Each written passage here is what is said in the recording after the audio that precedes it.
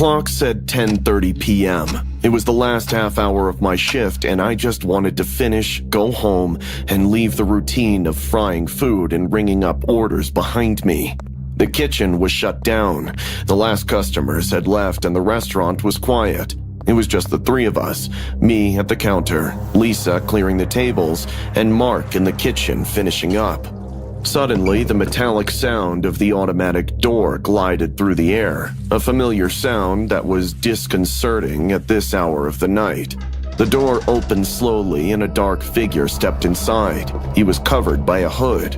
I was rather annoyed as we were about to close, but here came one of those people who come in at the last minute. He approached the empty counter. I had just finished packing my things, and with some frustration, I decided to go over and greet him in a polite tone.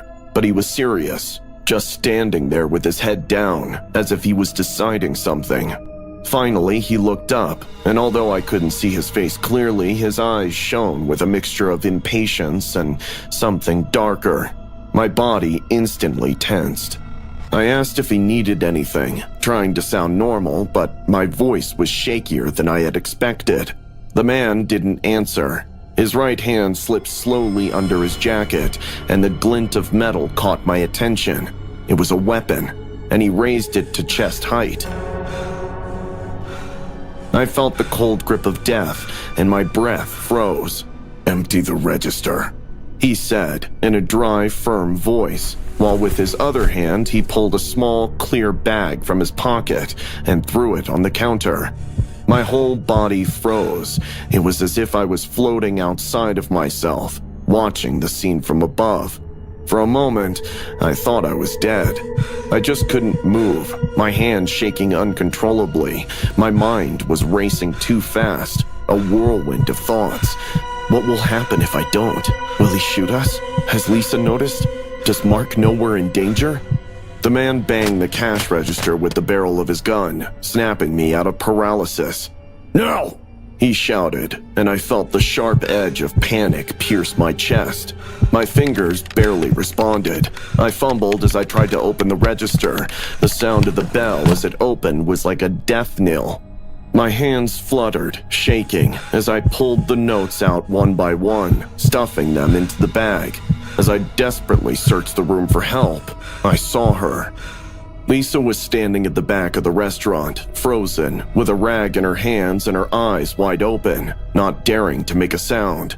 Every second felt worse than the last. I could feel cold sweat running down my back, and every breath was a struggle. The guy still had his gun raised, expressionless, staring at me intently. When I was finally finished, I pushed the bag towards him, praying that it would be enough. "Don't do anything stupid," he warned as he shoved the bag into his jacket. He took one last look at me with a wry smile and turned to leave. But just before the door closed behind him, I saw it, a small detail that chilled me even more. In the back pocket of his jeans, an iPhone with a black and white case was sticking out. It wasn't anything important, but for some reason it felt strange and stuck in my mind. The man disappeared into the darkness of the night, leaving a heavy, dense atmosphere in the place. I could feel my legs shaking so much that I had to hold on to the counter to keep from falling over. "Are you okay?" Lisa asked, her voice shaking. I nodded without saying a word, but the truth was that I was not all right. I could feel his presence, as if the air around me had been saturated with his dark energy. The whole restaurant seemed distorted, with shadows lurking in the corners, watching me. Lisa ran to the back, and suddenly I was alone. The silence that followed was worse. It felt like something, or someone, was watching me from the shadows, hiding between the tables. Every little sound made my heart race, the hum of the fridge in the kitchen, the buzz of the lights. Everything sounded like a whisper, as if fear had brought the place to life. I looked at the door, expecting something else to happen. What if he comes back? I thought. What if he never really left? The phone, that damn phone, kept popping into my head. Cops were called. They checked CCTV footage. Man was unidentified because of the hoodie he was wearing.